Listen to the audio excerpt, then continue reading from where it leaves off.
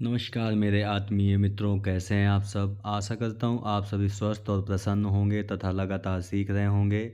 मैं Prem, assistant professor, P S M P G college, geography department Kannauj, आपका स्वागत करता हूँ अपने YouTube channel @learn geography with Prem में।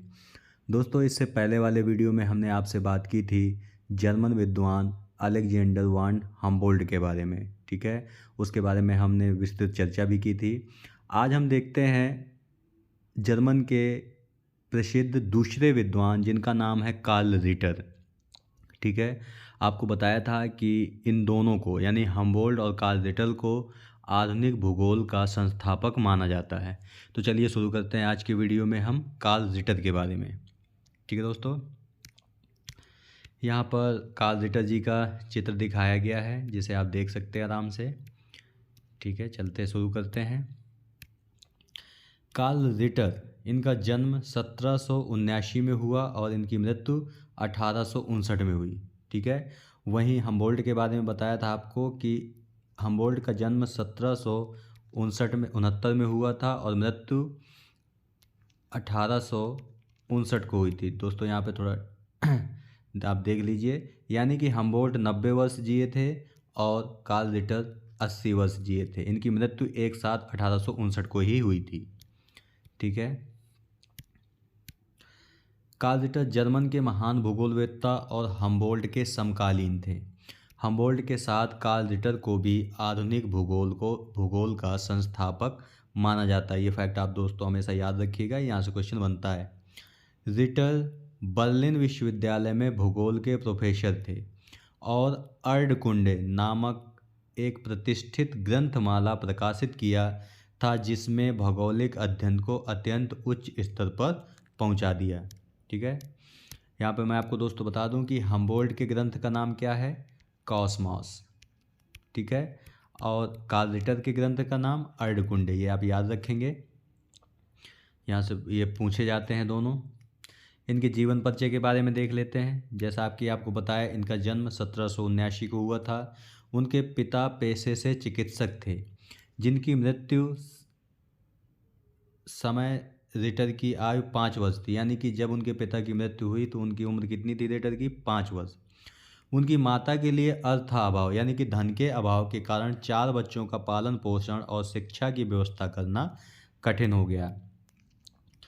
सौभाग्य से तत्कालीन प्रसिद्ध शिक्षा शास्त्री क्रिश्चियन साल्जमैन, क्या नाम था, क्रिश्चियन साल्जमैन ने बालक रिटर से प्रभावित होकर उसे अपना शिष्य बना लिया और अपने निजी प्रयोगात्मक शिक्षण संस्थान में उसकी शिक्षा की व्यवस्था कर दी।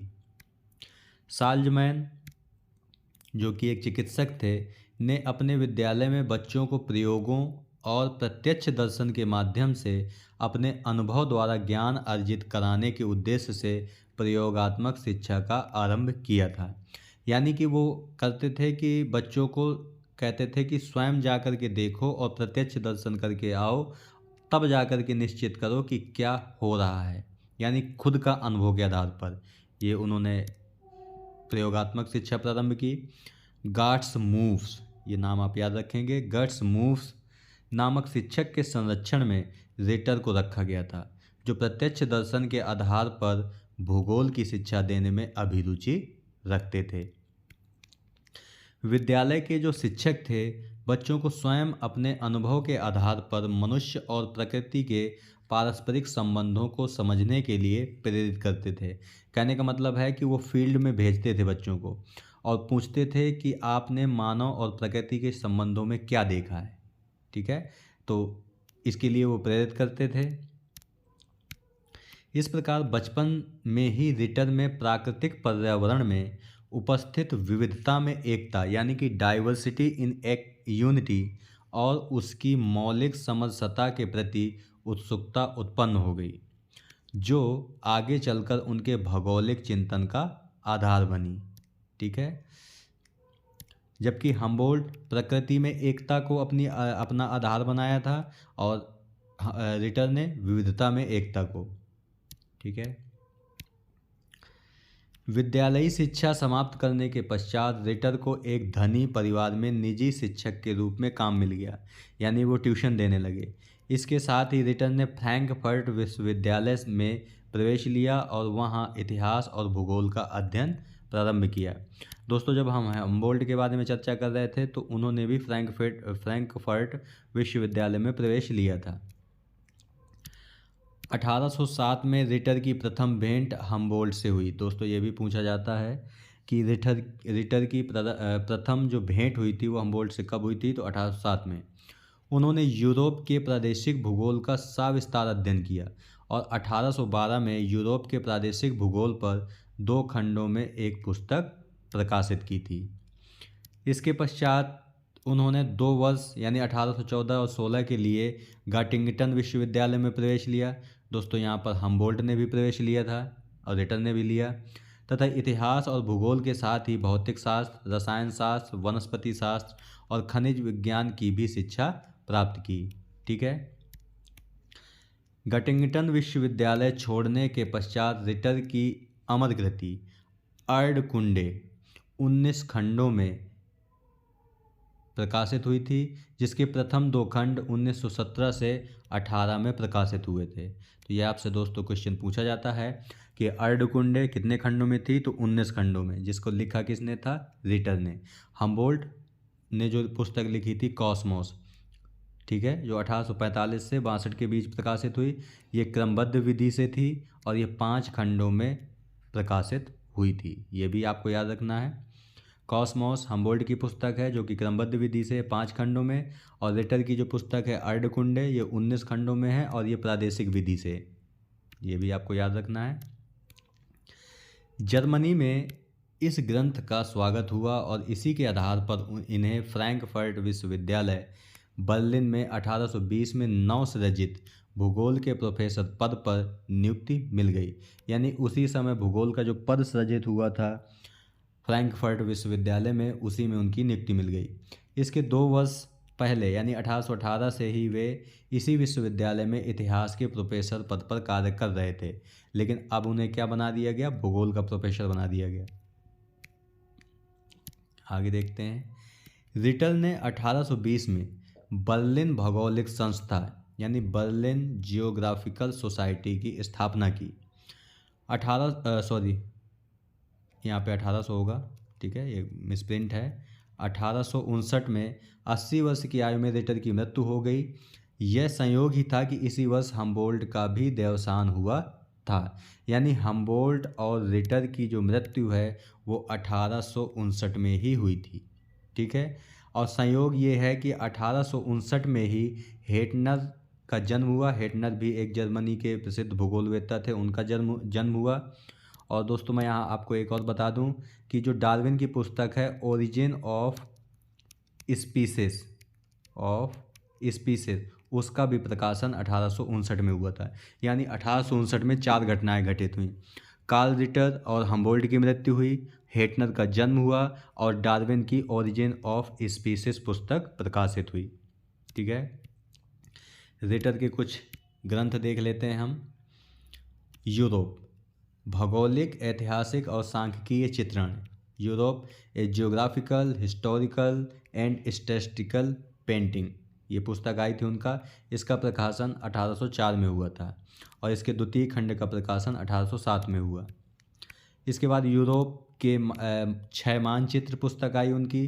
रिटर ने 1806 में यूरोप के 6 मानचित्रों का प्रकाशन किया था। तीसरा शोध पत्र है उनका, रिसर्च आर्टिकल। 1811 तक रिटर के अनेक शोध पत्र प्रकाशित हो चुके थे जो मुख्यतः विधितंत्र यानी मेथोडोलॉजी से संबंधित थे। इसके बाद उनकी सबसे प्रसिद्ध पुस्तक आई अर्धकुंडे।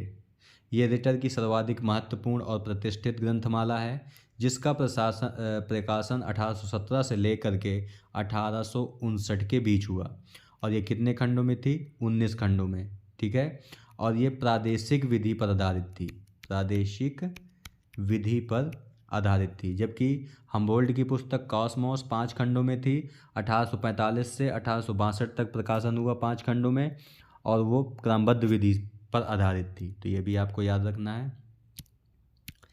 रिटर ने भूगोल के लिए जर्मन में अर्धकुंडे शब्द का प्रयोग किया था। और यहीं पर बता दें आपको कि हम्बोल्ट ने जियोग्नाजिया शब्द का प्रयोग किया था।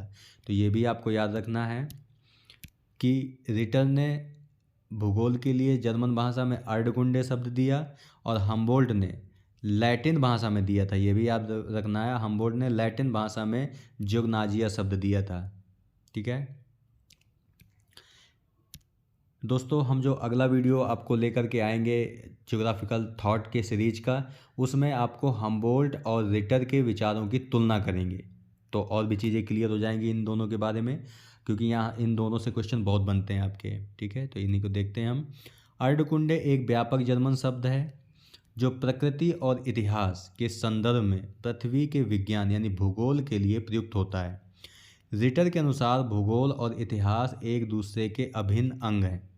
उनके अनुसार भूमि अपने निवासियों को प्रभावित करती है और उसी प्रकार निवासी भी भूदृश्य को परिवर्तित करते हैं। तो ये आप यहाँ पे बताने का मतलब ये है कि मानव और पर्यावरण के मध्य इन्होंने संबंध को बताया है इस सेंटेंस में। एक बार फिर देख लेते हैं।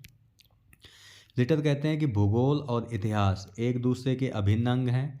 उनके अनुसार भूमि अपने निवासियों को प्रभावित करती है और उसी प्रकार निवासी भी भूदृश्य या भूमि को परिवर्तित करते हैं। अर्धकुंडे के प्रथम 2 खंडों का प्रकाशन 1817 और 1818 में प्रकाशित हुआ था। ठीक है, प्रथम खंड में उन्होंने अफ्रीका महाद्वीप की बात की है और द्वितीय खंड में एशिया महाद्वीप की बात की है। तो ये भी आपको याद रखना है। आगे देख लेते हैं। अर्धकुंडे के प्रकाशन से रिटर को बड़ी ख्याति मिली और फ्रैंकफर्ट विश्वविद्यालय में भूगोल के प्रोफेसर के पद पर सृजन करके उसे पद पर रिटर को नियुक्त कर लिया गया। अब हम देख लेते हैं रिटर का विधि तंत्र, यानी कि किन विचारधाराओं को लेकर के वो अध्ययन किया करते थे। Methodology of Ritter.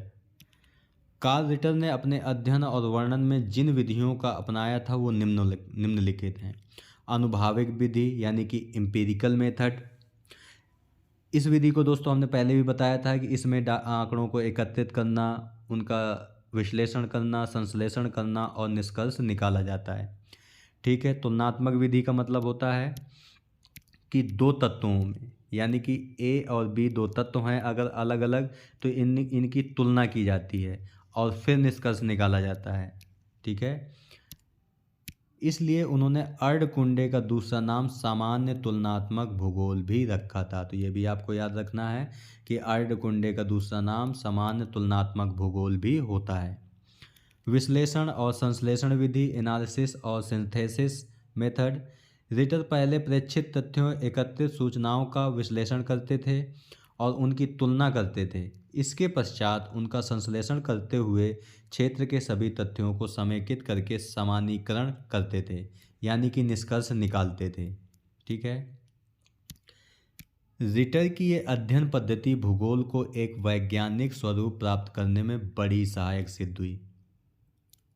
ठीक है दोस्तों मैं यहाँ आपको बता दूँ कि विश्लेषण का मतलब होता है, यानी कि एनालिसिस का मतलब होता है कि डाटा को एक जगह एकत्रित करके फिर निष्कर्ष निकालना। यानी कि ये एक डाटा ये हो गया, ये हो गया, ये हो गया, ये हो गया, तो इनको एक जगह एकत्रित करके फिर निष्कर्ष निकाला जाता है।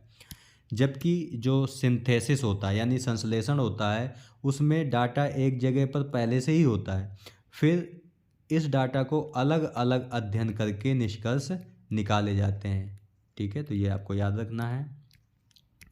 मानचित्रण विधि, इसका मतलब है दोस्तों कि जो भी डाटा उनको मिलता था उसका प्रॉपर मानचित्र पर निरूपण करके अलग अलग जानकारी को प्रदर्शित करते थे वो। ठीक है, इसके बाद है रिटर की विचारधारा, यानी कि रिटर का थॉट क्या था। कार्ल रिटर अपने समकालीन महान भूगोलवेत्ता हम्बोल्ट से 10 वर्ष छोटे थे, ये हमने पहले बताया। उन्होंने पार्थिव एकता को अपनाया, टेरेस्ट्रियल यूनिटी। टेरेस्ट्रियल यूनिटी का मतलब होता है दोस्तों कि इस ब्रह्मांड में जितने भी तत्व हैं वे एक दूसरे पर आश्रित हैं। यह कह सकते हैं कि सभी एक दूसरे को प्रभावित करते हैं और सभी एक दूसरे से प्रभावित होते हैं। ये होता है आपका टेरेस्ट्रियल यूनिटी। नियतिवाद, दोस्तों हमने देखा था कि मानव और पर्यावरण के संबंध में जो नियतिवादी विचारधारा है वो पर्यावरण को यानी प्रकृति को सर्वोत्तम मानती है और मानती है कि मानव की रहन सहन खान पान सब कुछ प्रकृति ही निर्धारित करती है। ये आपका नियतिवाद है। तो रिटर नियतिवाद या पर्यावरण नियतिवाद के समर्थक थे। प्रगतिशील विचारधारा यानी प्रोग्रेसिव आइडिया था उनका। रिटर की विचारधारा प्रगतिशील थी जो निरंतर विकसित हो रही थी। प्रारंभ में वे शुद्ध भूगोल के आलोचक थे, किंतु बाद में उन्होंने अर्धकुंडे में प्राकृतिक प्रदेशों के अनुसार ही भौगोलिक वर्णन किया है।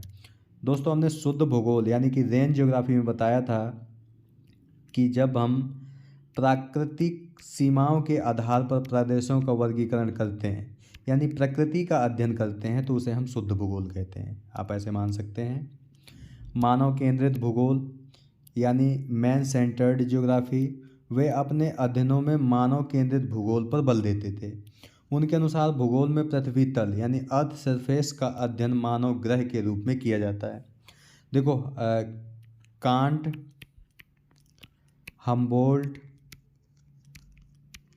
और रिटर, कांट, हम्बोल्ट और रिटर तीनों ने ही पृथ्वी तल का अध्ययन मानव ग्रह के रूप में बताया है। यानी इन्होंने बताया कि भूगोल पृथ्वी तल का अध्ययन मानव ग्रह के रूप में करता है। इन तीनों विद्वानों ने माना है, तो ये भी आप याद रखेंगे। उनके लिए मानव विहीन पृथ्वी या उसके किसी भाग का कोई महत्व नहीं था।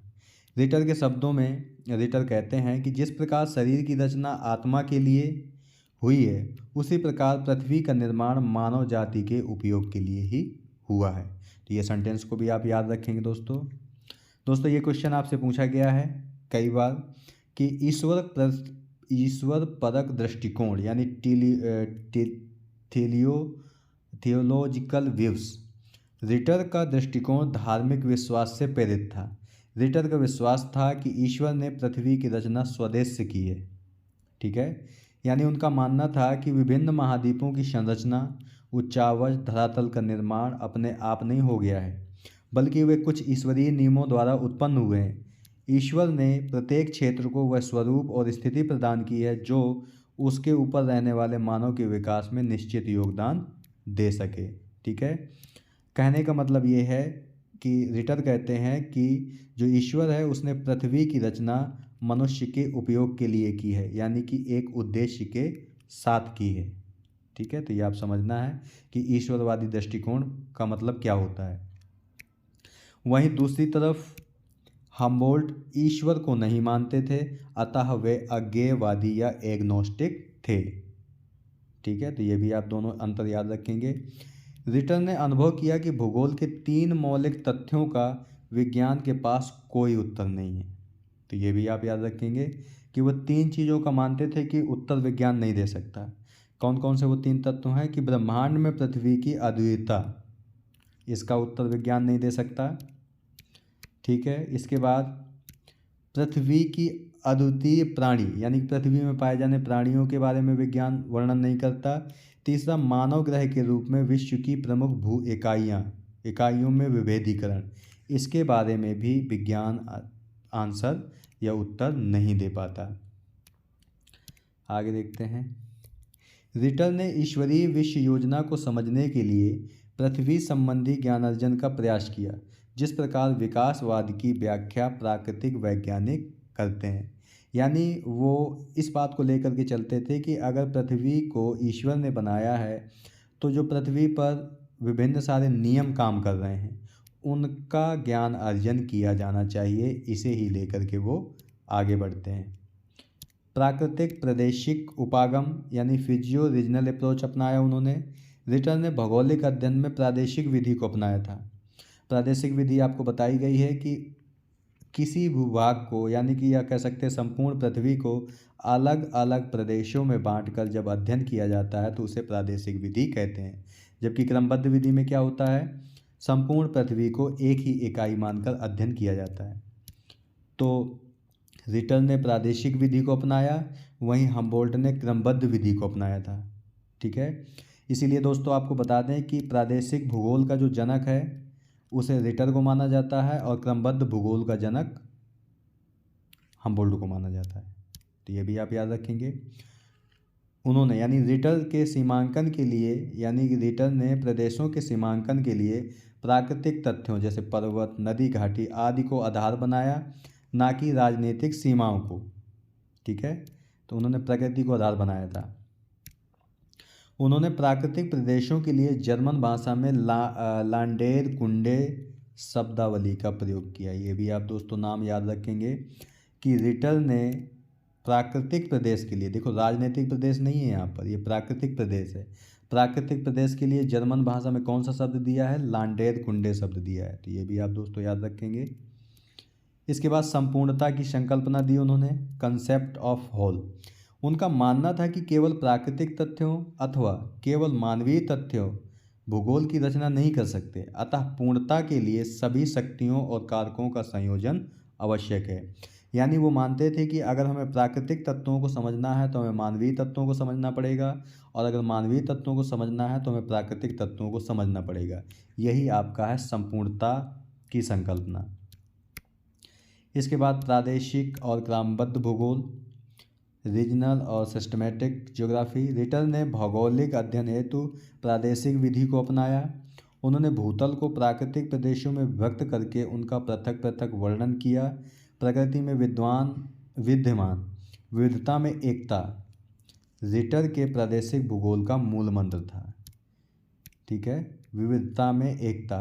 जहाँ हम्बोल्ट पार्थिव एकता को मानते थे, वहीं रिटर विविधता में एकता को मानते थे। ठीक है, रिटर के अनुसार प्रादेशिक और क्रमबद्ध भूगोल एक ही सिक्के के दो पहलू हैं, यानी कि दोनों का साथ साथ अध्ययन किया जाना चाहिए। क्रमबद्ध भूगोल पृथ्वी की संपूर्ण सतह का विस्तार पूर्वक अध्ययन है, जबकि प्रादेशिक भूगोल पृथ्वी की छोटी छोटी समायोजित क्षेत्रीय इकाइयों का गहन और सर्वांगीण अध्ययन है। दोस्तों बात वही है जो हमने पहले बताई आपको कि क्रमबद्ध विधि में संपूर्ण पृथ्वी को एक इकाई मानकर अध्ययन किया जाता है, जबकि प्रादेशिक विधि में पृथ्वी को अलग अलग प्रदेशों में बांट करके अध्ययन किया जाता है। ठीक है, इसके अलावा दोस्तों अन्य मुख्य तत्व हैं जो विभिन्न एग्जामों में पूछे गए हैं, वो भी हम देख लेते हैं।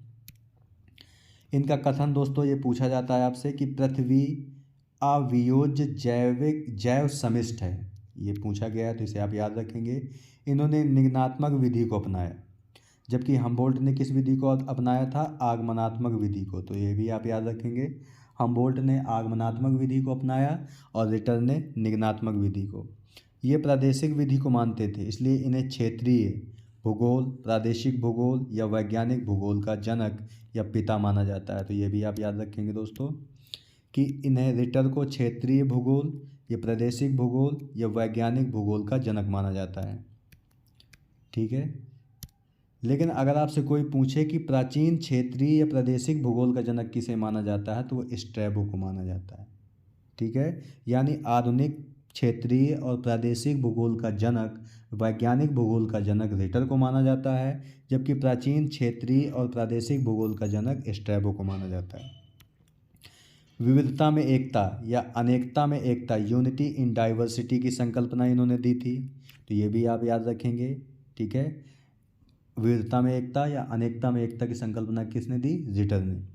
मॉडर्न ज्योग्राफी, ये पुस्तक भी दोस्तों पूछी गई है आपसे कि मॉडर्न ज्योग्राफी किसकी पुस्तक है, तो वो रिटर की है। क्यों? क्योंकि रिटर को आधुनिक भूगोल या कह सकते हैं वैज्ञानिक भूगोल का पिता माना जाता है, इसलिए उनकी पुस्तक का नाम क्या है? Modern geography. ये कथन भी दोस्तों आपसे पूछा गया है कि कुछ भौगोलिक तथ्यों की वैज्ञानिक व्याख्या नहीं की जा सकती। अभी हमने ऊपर बताया आपको कि रिटर ने बताया था कि 3 चीज़ों की व्याख्या विज्ञान नहीं दे सकता, इसीलिए उन्होंने कहा, एक कथन फेमस है कि कुछ भौगोलिक तथ्यों की वैज्ञानिक व्याख्या नहीं की जा सकती। ये भी पूछा गया आपसे। आधुनिक भौगोलिक विचारधारा का जनक भी माना जाता है रिटर को, आधुनिक भौगोलिक विचारधारा का जनक। इन्हें आर्मचेयर भूगोलवेत्ता भी माना जाता है। ठीक है, कार्ल रिटर को आर्मचेयर भूगोलवेत्ता, ये शब्द आपको पकड़ना है, आर्मचेयर भूगोलवेत्ता कार्ल रिटर को, लेकिन आर्मचेयर दार्शनिक भूगोलवेत्ता, ये शब्द आपको पकड़ना है।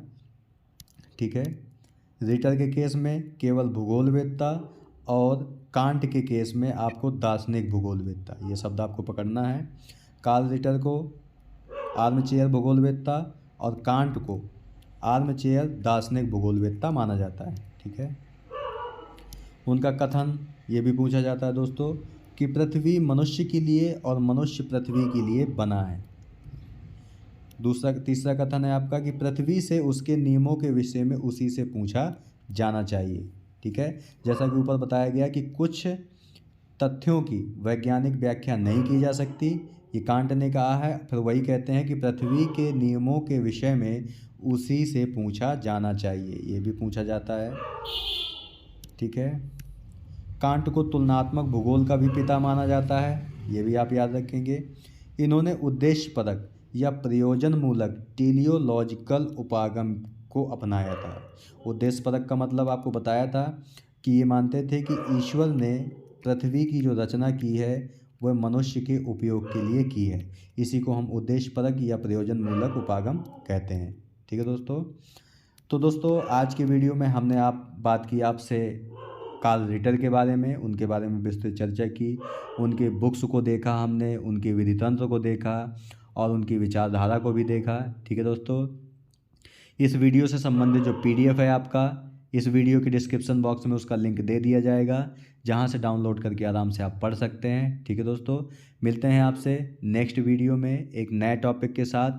तब तक के लिए नमस्कार। आप हमेशा प्रसन्न रहिए, मुस्कुराते रहिए, कभी अपने लिए तो कभी अपनों के लिए। अगर ये वीडियो आपको अच्छा लगे तो वीडियो को लाइक, शेयर और कमेंट करें। साथ ही साथ चैनल को सब्सक्राइब करें और बेल आइकन का बटन भी दबा दें, ताकि आने वाले वीडियो की नोटिफिकेशन आपको मिलती रहे। मिलते हैं आपसे नेक्स्ट वीडियो में। धन्यवाद। जय हिंद दोस्तों।